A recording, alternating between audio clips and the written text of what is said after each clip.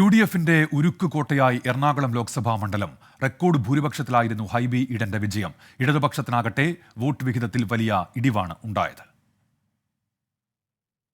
എറണാകുളത്ത് അത്ഭുതങ്ങളൊന്നും സംഭവിച്ചില്ല. ഹൈബി ഈഡന് 2.5 ലക്ഷം വോട്ടിന്റെ ചരിത്ര വിജയം. 2019-ൽ പി രാജുവിനെ 1,69,000 വോട്ടിന് പരാജയപ്പെടുത്തിയ സ്വന്തം റെക്കോർഡാണ് ഹൈബി തിരുത്തിയത്. മതസാമുദായിക ഘടകങ്ങളും വ്യക്തിപ്രഭാവവും അനുകൂല ഘടകങ്ങളായി. വിജയമില്ലെങ്കിലും KJ ഷൈൻ ശക്തമായ മത്സരം കാഴ്ചവെക്കുമെന്നായിരുന്നു CPMന്റെ വിലയിരുത്തൽ. എന്നാൽ ആദ്യ റൗണ്ട് വോട്ടെണ്ണൽ പൂർത്തിയായപ്പോൾ തന്നെ ആ പ്രതീക്ഷകൾ തകർന്നടിഞ്ഞു.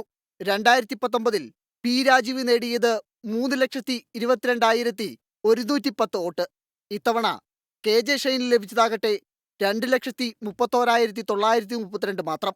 സ്ഥാനാർത്ഥിയെ നഗരമേഖലയിലെ വോട്ടർമാർക്കിടയിൽ പരിചയപ്പെടുത്താൻ CPIM ബുദ്ധിമുട്ടിയിരുന്നു. കഴിഞ്ഞ തവണ ആലപ്പുഴയിൽ മികച്ച പ്രകടനം പുറത്തെടുത്ത NDA സ്ഥാനാർത്ഥി KS രാധാകൃഷ്ണന് സ്വന്തം നാട്ടിൽ കരുത്ത് കാട്ടാൻ കഴിഞ്ഞില്ല.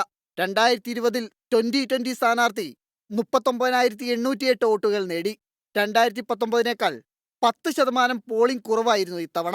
എന്നിട്ടും ഹൈബി ഈഡൻ ചരിത്ര ഭൂരിപക്ഷം നേടിയെങ്കിൽ ഇടതു വോട്ടുകൾ UDF ക്യാമ്പിൽ എത്തിയെന്നാണ് രാഷ്ട്രീയ നിരീക്ഷകരുടെ വിലയിരുത്തൽ.